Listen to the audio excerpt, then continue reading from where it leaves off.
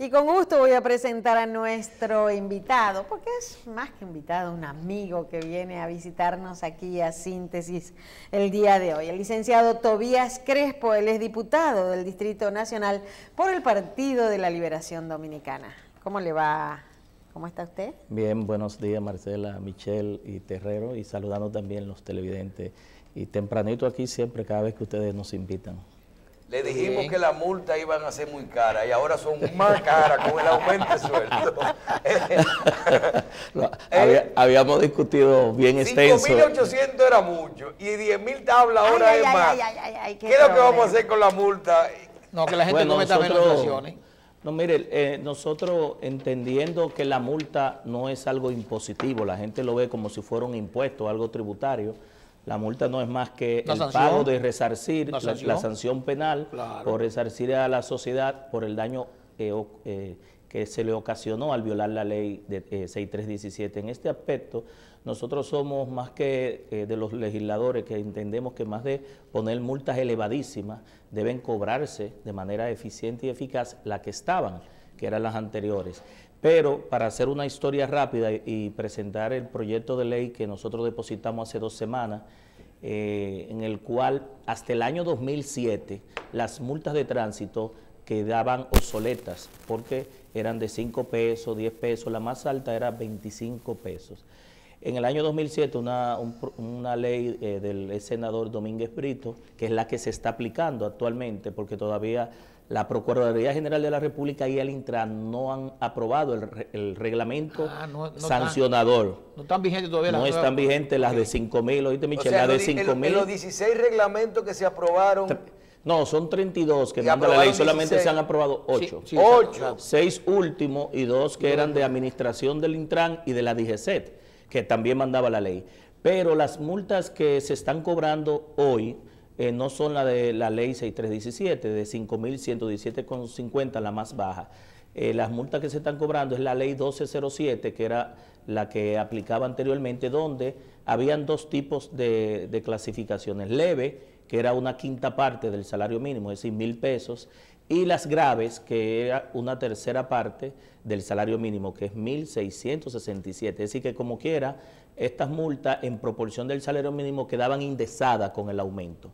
Cuando nosotros estábamos discutiendo la ley 6317, nosotros fuimos asignados a una comisión para modificar las multas que teníamos, que la habíamos clasificado en 3 tipos, y esto es cónsono con el nuevo Código Procesal Penal. Leves, que van de 1 a 3 salarios mínimos. Graves de 1 a 7 salarios mínimos y menos graves de 1 a 5. ¿Qué implicaba esto? Que la multa más baja iba a empezar en 5.117,50 y la más alta, que era 7 salarios mínimos, que era la más alta de las graves, iba a pagarse 35.000 y pico pesos. ¿Qué significa esto? Que desde el punto de vista del juez o el Ministerio Público, el fiscalizador de tránsito, cada violación es diferente. No es lo mismo llevarse la luz roja que estar mal estacionado, y sobre todo carreras de auto en la vía pública, y si esto entonces implica muertes y heridos. Entonces el juez, este tipo de clasificaciones tendría estos 3 rangos.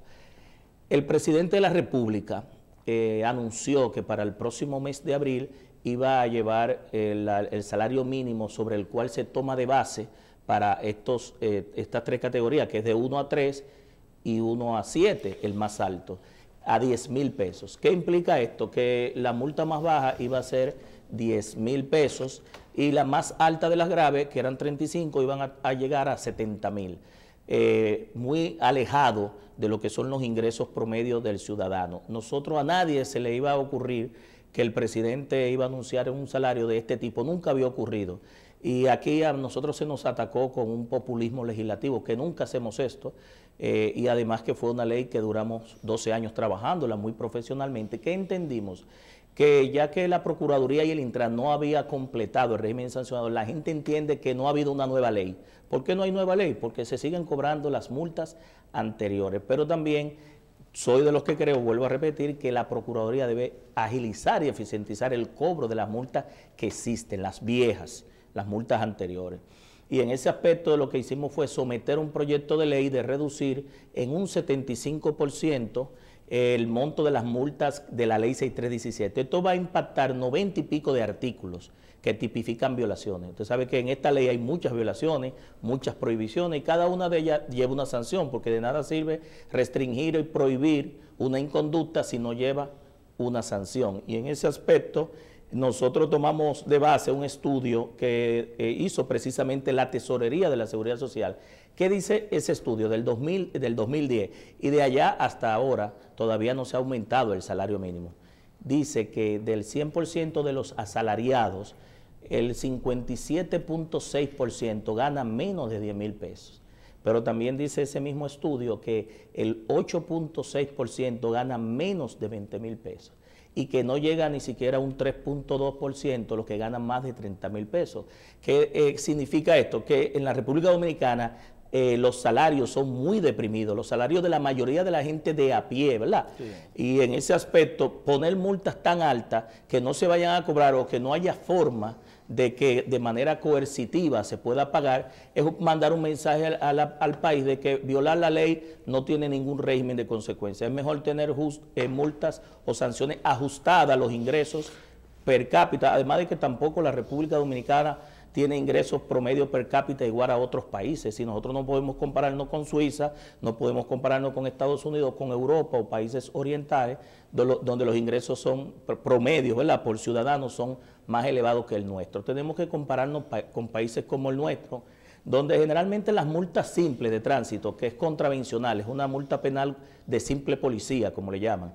Vuelvo a decir, si no hay implicaciones penales y civiles desde el punto de vista de muertes y heridos y daño a la propiedad pública y privada. Entonces, sometimos ese proyecto de ley que esperamos que se ponga en agenda para discutirlo incluso con otros proyectos de ley que tienen que ver con el régimen sancionador. Hay otro proyecto de ley de un diputado que es transportista que lo pone en montos fijos, de 750 pesos hasta 3.500.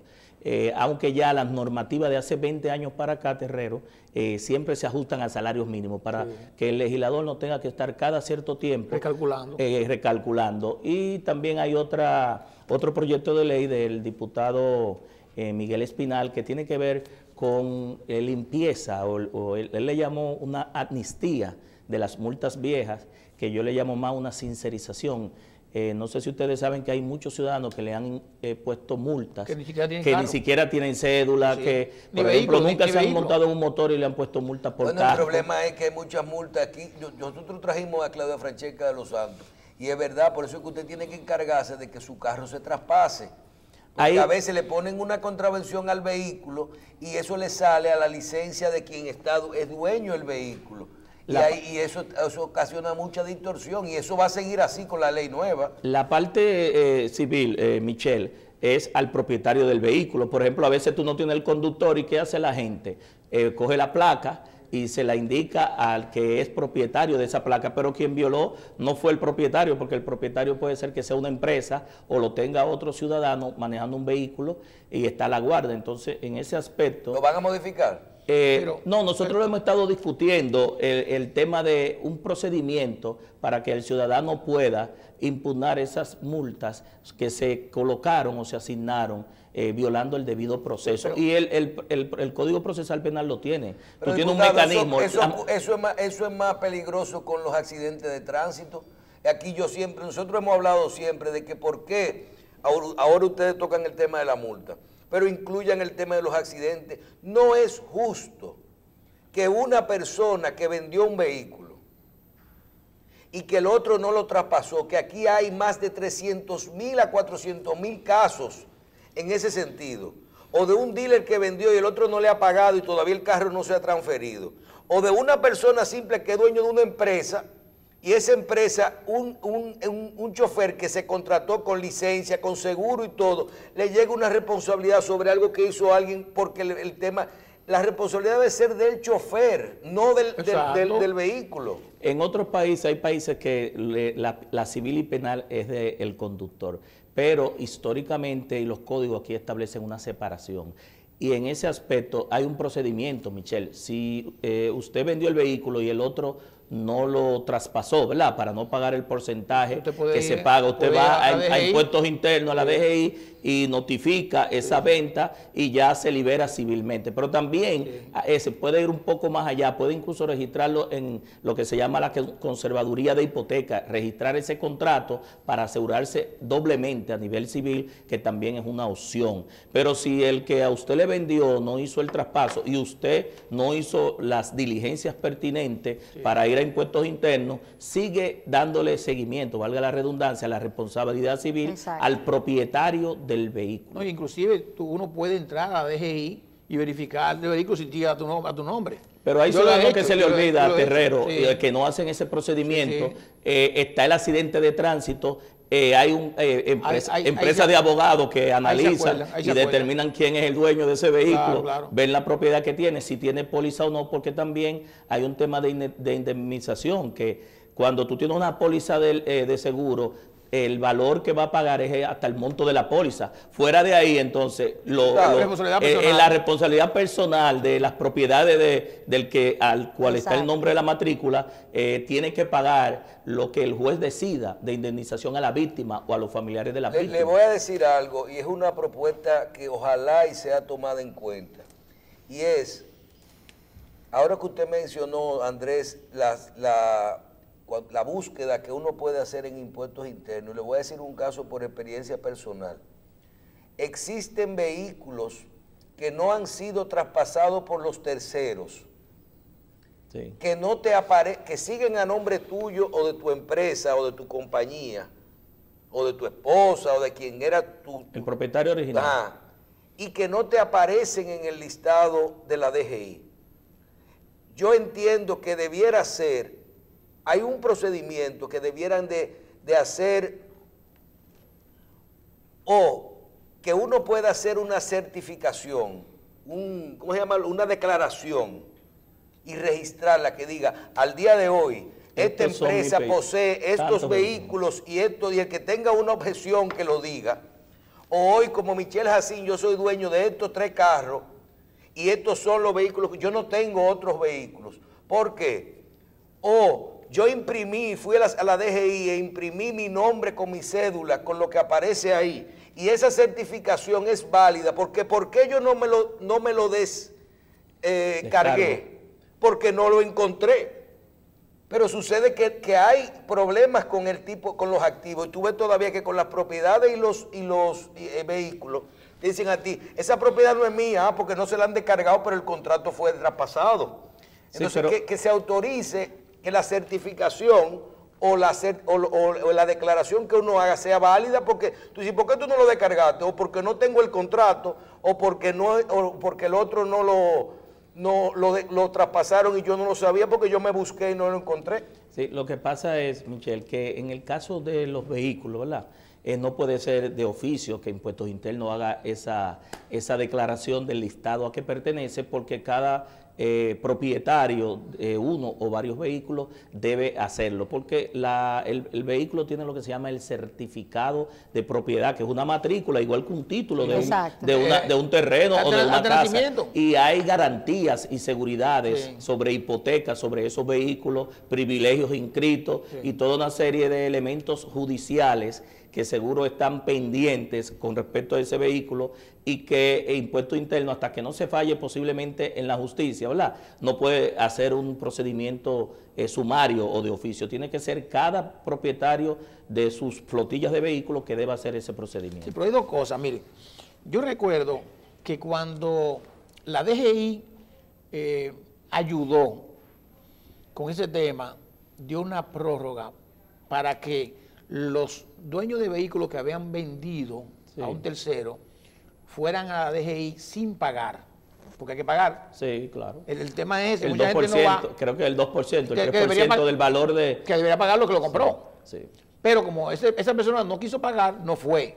Entonces la DGI anunció que las personas que estaban bajo esa condición podían ir allá y decir, yo se lo vendí a Michelle Jacín. Una amnistía para ese grupo de ciudadanos. O sea, yo le vendí eso a Michelle Jacín y esta es su cédula. Y me fui, y ahí mismo me descargan a mí, pero yo en ese caso no estaba pagando porque la DGI dio una amnistía. Quizás puede haber muchos casos como eso, y quizás deberían volver a poner. ¿Sabes qué es lo que pasa también? Que encontrar finalmente el que tiene la propiedad real sobre el vehículo, es decir, la guarda, el uso, a veces se dificulta. Yo tengo un caso... No, pero lo que decía, perdóname, lo que decía en ese momento era, tú me tienes que decir a quién se lo vendiste. Yo se lo vendí a Michelle Jacín. Si Michelle Jacín se lo vendió a otro... No compró nada. Sí, pero Michelle Jacín tiene que ir y firmar para que esa matrícula pasase del propietario original a Michelle. En ese momento, diputado, no era así. Yo simplemente decía, oye, y yo lo hice, porque yo vendí un vehículo y apareció ahí a mi nombre todavía. Yo fui, mira, se lo vendí a fulano de tal. Y no pagaste el Y me fui. No, porque estaba exento en ese momento. Y me fui, y después la persona me dijo, mira, me pusieron el nombre. Y no es tuyo. El carro yo te lo vendí.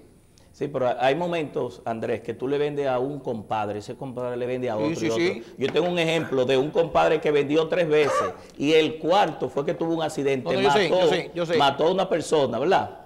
La responsabilidad penal fue del que mató, que se desapareció y no apareció en juicio. Sin embargo, la culpa civil sobre la propiedad la hicieron sobre el propietario.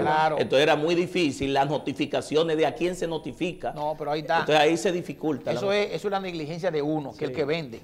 Porque tú tienes uno que vende, debe asegúrate de que se traspase el vehículo. Y si no, tú tienes riesgo. Ahora, yo volviendo un chin hacia atrás, diputado, no entendí bien el tema de las multas. No entendí por lo siguiente. Yo sé que en Estados Unidos le ponen una multa al carro. El tipo pasa por ahí y el carro está mal parqueado y ahí y te lo dejan en la tablilla, te la dejan ahí y te fuiste. Y cuando tú vas a buscar tu placa, te salen todas las multas. Aquí las multas, los agentes de la DGC se la ponen a la persona. Te paran, al conductor, te piden tu licencia y te ponen una multa. No. A la persona. Siempre a la persona. La licencia. Siempre a la licencia. Pero a veces a través del vehículo. Cuando tú te vas a un peaje en rojo que te acogen la placa. Pero un peaje que no pagaste. Pero lo que pasa es que aquí todavía no se había asignado. Esta ley, la 617, establece multas por foto para enviarla. E incluso hay países donde hay unas brigadas de la misma policía que con cámara va dando vueltas a los vehículos estacionados, va tirando la foto y lo chequea. Todavía aquí no ha empezado, pero la ley lo establece, porque anterior la ley 241 mandaba todas las multas y todas las infracciones, las mandaba a los tribunales y no permitía que por tecnología se pudiera poner las infracciones. Incluso nosotros en esta ley pusimos la placa delantera y la placa trasera, es decir que la dirección... Por si acaso cambia un día. Sí, porque cuando tú vas a tirar, que te acercas al semáforo, lo que primero se ve es la placa. La parte de atrás casi siempre te la tapa el vehículo que va detrás de ti. Pero aquí no tenemos placa adelante.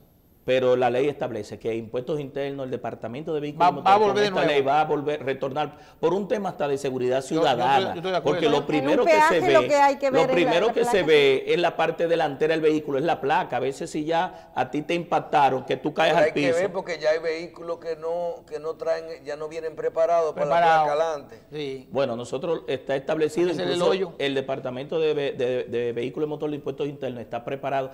Y también para los motores. Ustedes saben que los motores, con el tema de los motores, de una sola placa, a veces ni siquiera tienen la de atrás.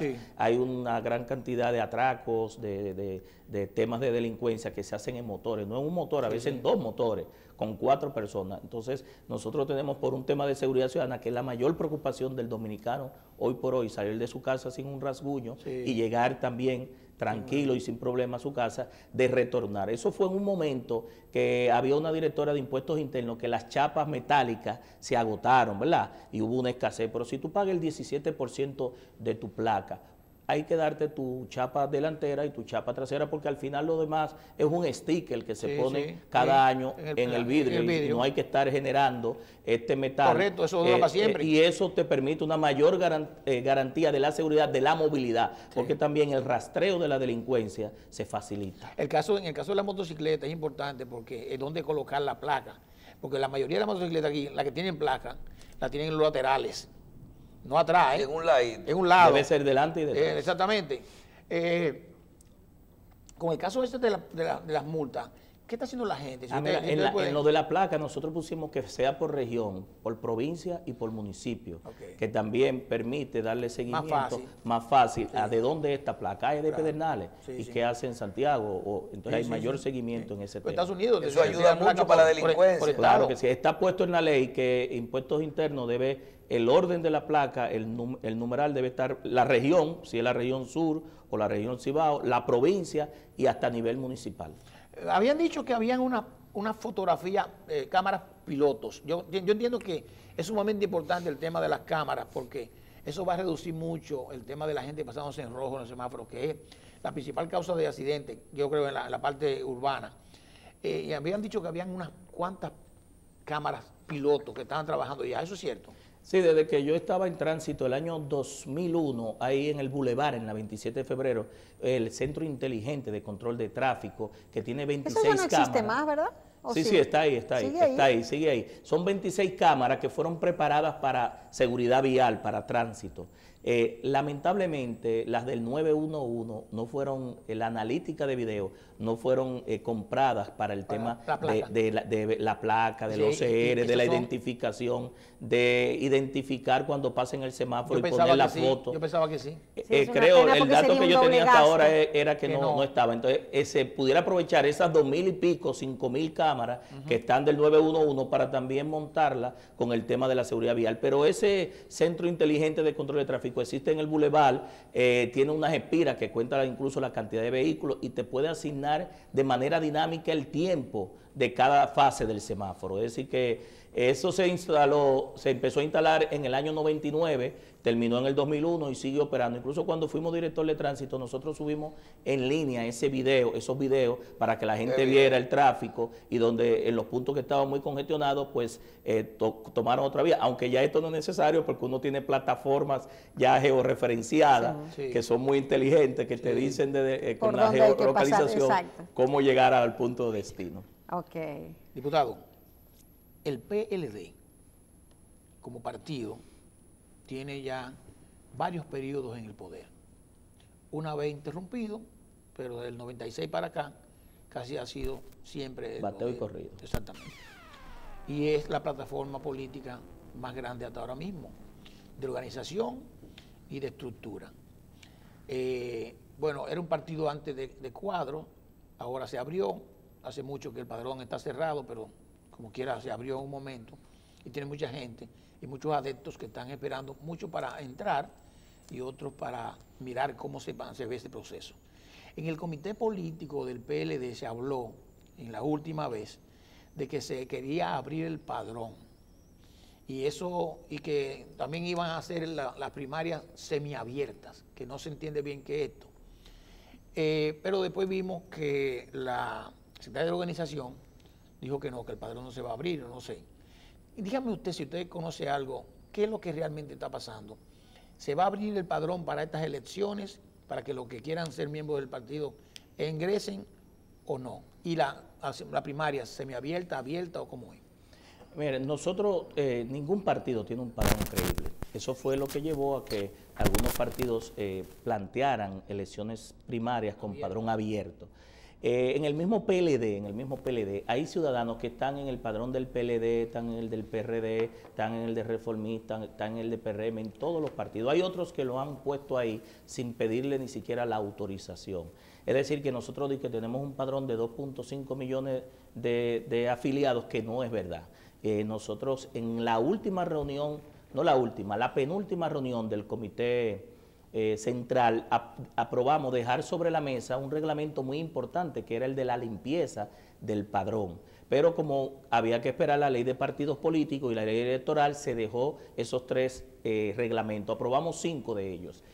¿Por qué? Porque no teníamos un padrón creíble y se quedó el de limpiar el padrón del PLD. Sobre este aspecto, la ley de partidos políticos solamente establece 5 mecanismos de elección. Abierta con el padrón de la Junta Central Electoral, cerrada con el padrón de cada partido, ¿verdad? Cada partido, el que entienda que tiene un padrón cerrado. Como el PRM que va como cerrada. Como el PRM que va cerrada.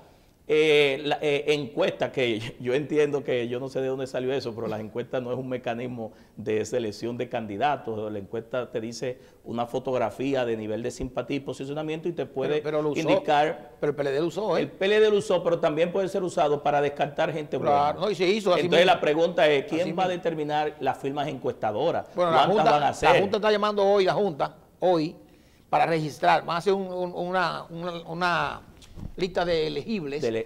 Pero si es la Junta, ahí no hay problema porque hay un árbitro terrero. Aquella vez fue el mismo PLD que era juez, era parte interesada. Y buscaban inclusive, agencias de estas de encuestadoras que eran de gente ligada. Vinculadas a los candidatos. Claro, entonces ahí no se puede. Y la otra que era un pleno de dirigentes o una asamblea de delegados. Esos son los 5 métodos que establece la ley de partidos políticos. Quiere decir que fuera de ahí cualquier aspecto que se quiera presentar es ilegal. Habría que modificar la ley de partidos políticos, que es de reciente aprobación, que tiene también un reglamento, que hay plazos fatales, y yo no creo que haya tiempo para limpiar el padrón de los demás partidos, para hacer un padrón semiabierto o semicerrado. Eso es muy opaco, ahí hay ambigüedad, opacidad, donde tú no puedes saber qué finalmente se va a desprender. Uno no sabe que la gente que metieron en el PRM ahora mismo, si están en el PLD, tú no sabes los reformistas cuál es su padrón, porque a veces ni siquiera para su directorio ejecutivo ellos no saben cuántos son de 800 personas. Y no me gusta atacar los otros partidos, pero es así. Sí. Te presentan 2 listados y la Junta a veces tiene que decidir de cuál es la dirección ejecutiva de cada quien. Y en el PRD, que no quiero ser PRDólogo, uno no sabe cuál es el padrón per se, porque una gran parte se fue para el PRM, otros han vuelto, es decir, se han movido dirigentes de un lado a otro. Y no sabes, creemos en la actualización. Tú no sabes en el PRD qué es lo que hay metido ahí. Y en el PLD ya yo te dije que había 2.5 millones supuestamente de afiliados, que verdaderamente ahí hay mucha basura que hay que limpiar. Entonces yo creo en que el padrón abierto aprobado por la última reunión del Comité Central es una modalidad nueva, nunca se había experimentado este tipo de votación, por lo menos en el PLD. Los demás partidos sí, yo recuerdo en el 2004 que Amable Ariti junto con Eduardo Estrella, ¿verdad?, abrieron el padrón a todo el mundo, hubo unos resultados ahí que hubo sus cuestionamientos, pero ese fue un intento que se hizo en ese momento. Pero administrada por la Junta Central Electoral, simultáneas, con este mecanismo de múltiple elección, es el primer piloto que nosotros vamos a ver en el sistema democrático en mucho tiempo, porque todo el mundo se iba con el padrón de su partido. Hay tambores de guerra en el PLD porque hay 2 facciones envueltas en un dilema. Hay varios candidatos, precandidatos que no suman, que no marcan en las encuestas. Lo que dicen los periódicos es que y los medios es que hay un problema que puede traer consigo una división del PLD. Y siempre la gente habla de que no se va a dividir o sí se va a dividir y que el que se va pierde. Pero mucha gente se ha ido de partidos, no necesariamente de República Dominicana, y le ha ido bien. La pregunta es, lo que se discute es el pleito entre Leonel Fernández y Danilo Medina, que nosotros pensábamos que ese pleito se había resuelto ya en el 2015. Pues en el 2015 había un pleito y se llegaron a un acuerdo y se aprobó la reelección y el presidente Fernández apoyó la reelección porque salió a las calles. Yo entendía que estaban las heridas sanadas, pero no están sanas. Parece que le echaron limón y volvieron a abrieron. ¿Usted cree que, bueno, la posibilidad siempre existe, pero usted como PLDista, miembro del Comité Central, entiende que las cabezas de los líderes está tan caliente que puede llegar a una división? Yo entiendo que no, que los que más están calientes son los seguidores. Muchas veces los seguidores, ¿verdad?, la gente que está muy de cerca de esos líderes, los anillos, pues encienden la pista. Lo que ellos mandan a hacer cosas. Encienden la pista porque la política es una guerra, ¿verdad? Es una guerra, siempre es una batalla continua en la lucha por ese poder. Y donde 10 gente piensan iguales, 9 sobran. En cada partido político, cada quien tiene su forma de pensar y su librito. Entonces, nosotros entendemos que ellos siempre se han sabido poner de acuerdo, que aún con los enfrentamientos que no vienen de ahí, en el 2007 hubo también un enfrentamiento, claro. Nosotros pudimos retener el poder, en el 2012 había un pulseo, que ustedes saben la historia, y en el 2015, y va a verlo también en el 2023, 23 y 24, porque esa es la actividad política. Pero lo importante aquí es preservar la unidad del PLD, de que en definitiva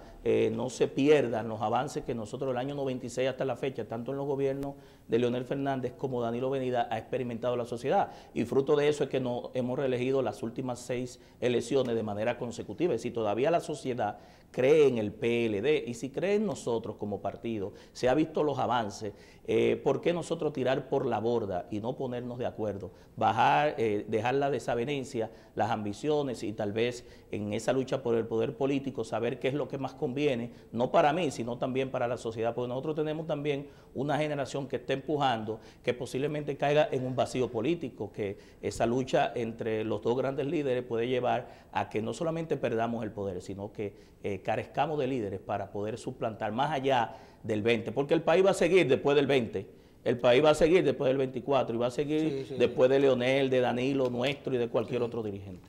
Pero según Melanio Paredes hay un nuevo PLDismo que quiere mantenerse en el poder, ¿eso es así?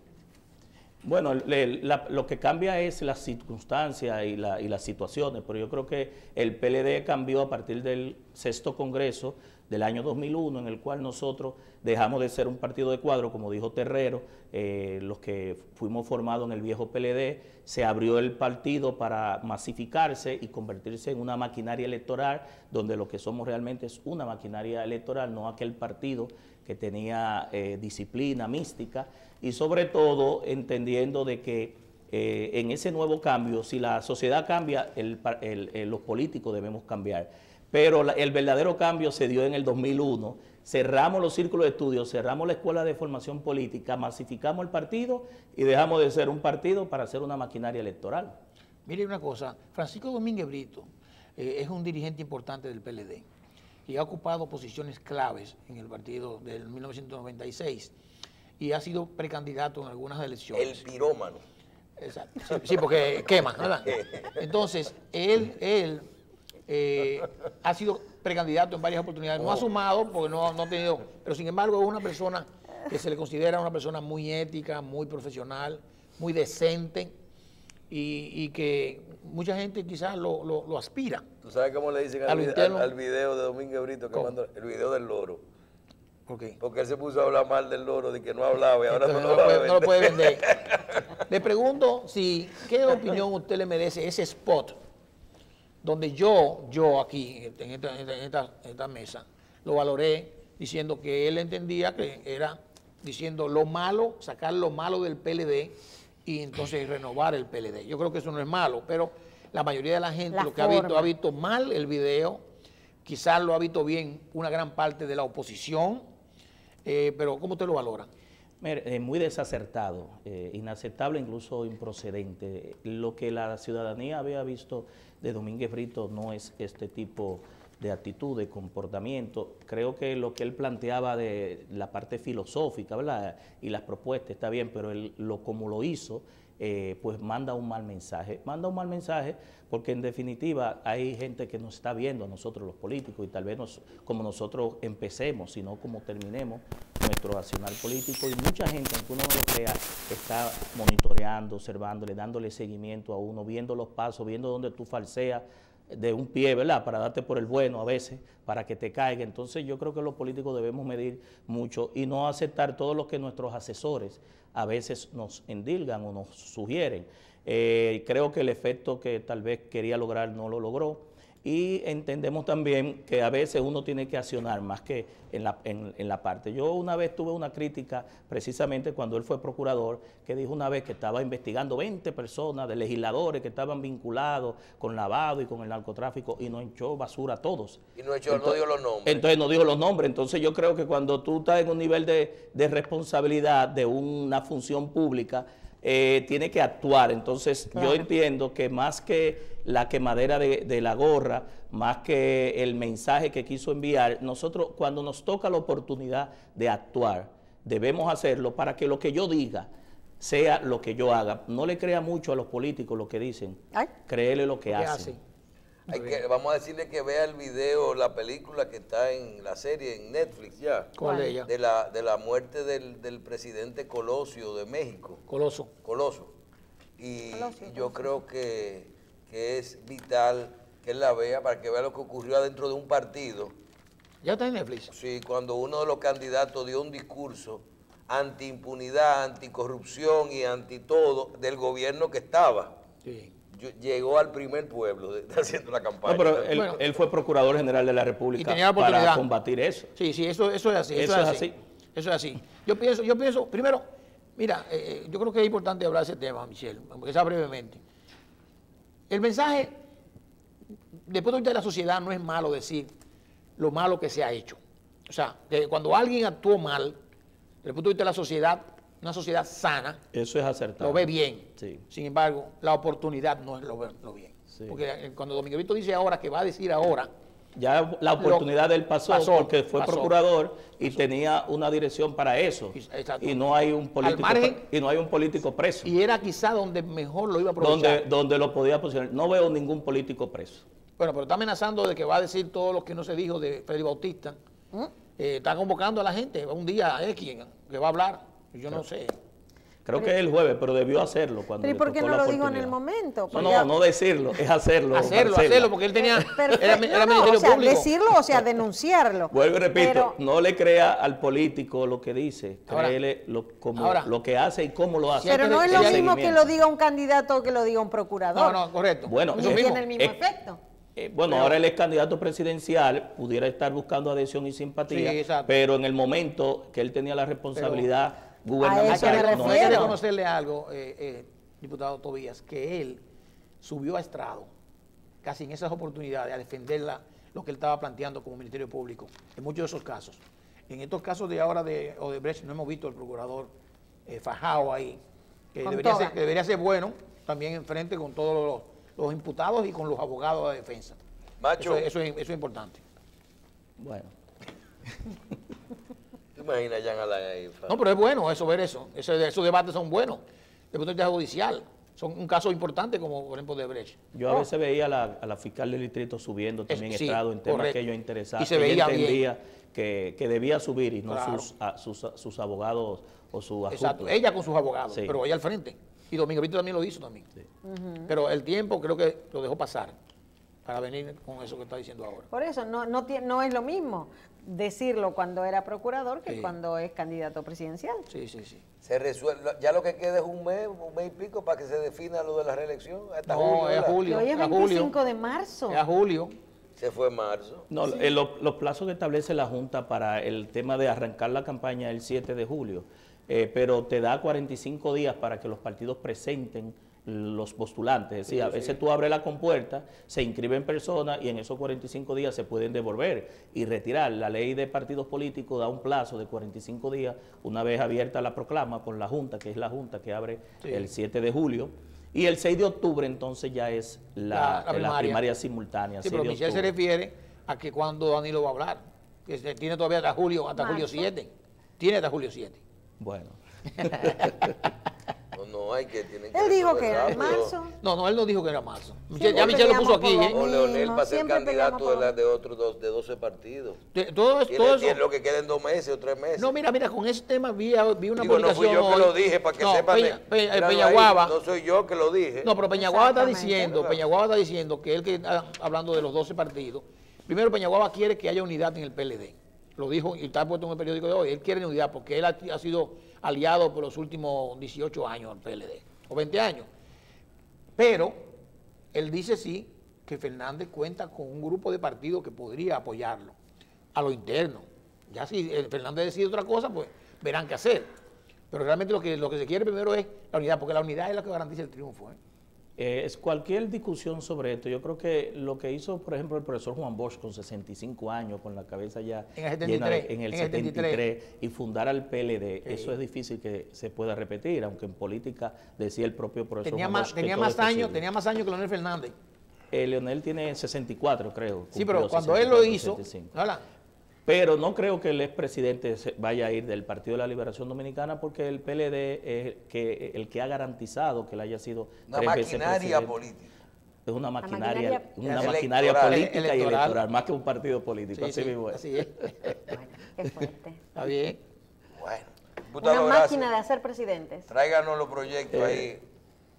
No, nosotros estamos trabajando con otros proyectos que cuando también lo depositemos esperamos usar este escenario que hemos ¿Nos va a traer la durante primicia? 5 o 6 años. No, el área mía, las telecomunicaciones, he estado trabajando desde hace alrededor de 6 años. Nosotros tenemos 30 años en ese sector. Sí. Esperamos presentarlos aquí en los próximos meses. Me gusta que usted haya estado en ese sector desde los 5 años. Tengo 50 años, Marcela, de edad. Yo no me lo quito porque le he dado mucha vida a los años. 32 en el PLD y 50 de edad. Lo que pasa es que entré muy joven a una de las principales empresas de telecomunicaciones del país en el 89.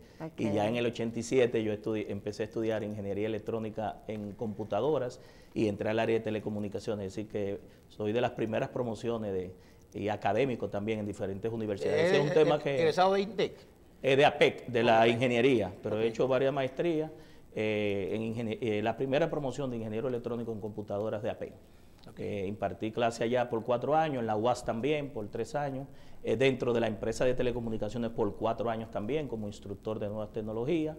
Y ya a nivel privado, del 2001 casi hasta el 2007 también estuvimos trabajando en la capacitación. Es decir, que hemos estado trabajando en ese sector desde el año 87 hasta la fecha, por eso son los años, Marcela, no es que es de los 5. Y ahora yo no soy millennial, y mi hija sí empezó desde temprano, que tú la ves que entra al celular, entra a la tablet, entra a YouTube, ya se crea su clave y tú te sorprendes. Es decir, en el 87 lo que había en Marcela era mainframe, no había computadoras personales, a lo que habían eran terminales para acceder a esos mainframe. Luego fue que vino la computadora personal con disque del floppy grande y el floppy pequeño, y luego en el 95 fue que vino Windows, que fue la parte gráfica que revolucionó todo el tema de las aplicaciones y de los sistemas operativos. Pero en ese tiempo, Marcela, lo que estábamos era con sistemas adecuados a esa época. Lo que sí hay que limitar todavía, los data centers eran edificios donde realmente era una inmensidad tener un centro de datos, que ahora se reduce a un espacio de 15 metros por 15 metros, o lo más grande, 50 metros por 50 metros. Ahí tú tienes almacenado una cantidad de información que tú nunca ibas a pensar que en el año 87... Con el tema de los millennials y los menores de edad, lo que sí tenemos que controlar... Y la generación Z ahora son mayores. Sí, pero tenemos que controlar el tema del uso de Instagram y Twitter a los jóvenes menores de edad. Que lógicamente hay restricciones, pero parece que algunos padres irresponsables le ponen la edad, le cambian la edad a los niños menores para que agreguen... Para que tengan su cuenta. Sí, y en Facebook también lo hacen. Eso es un peligro. Sí. Facebook, Instagram y Pero Twitter. no es que le cambien la edad, es que eso lo ponen todos. Ellos mismos lo ponen. Ellos hacen, crear una cuenta. ¿Cuántos años te tiene? 28. Se pone una edad mayor de la que tiene. Muy bien, pero entonces el papá, ¿verdad? Tiene que estar encima para lo que se llama el control parental y el control de contenido. No es un problema de y YouTube también, Terrero. Sí, YouTube también. Que en YouTube hay videos que llegan más potentes y más poderosos que Instagram o que Eso Twitter. no lo resuelve nadie. Ya aquí todos los muchachos tienen hasta 3 cuentas. Y los papás llegamos y están en una cuenta que dice que tienen hasta años menos de lo que tienen. Y cuando tú hacen así, tienen otra personalidad. Cuenta. Otro nickname. Otro nickname, como pero hay que mandar el mensaje de valores, de que eso realmente es una falsificación que tú estás haciendo para poder Michelle ha pasado por eso. No, yo también. Monitoreando su cuenta y él tiene otro nickname con otro perfil y con otros datos. Yo tengo una cuenta flaco. Gracias, diputado. Gracias a usted. Le damos las gracias al ingeniero Tobías Crespo, diputado del Distrito Nacional por el Partido de la Liberación Dominicana.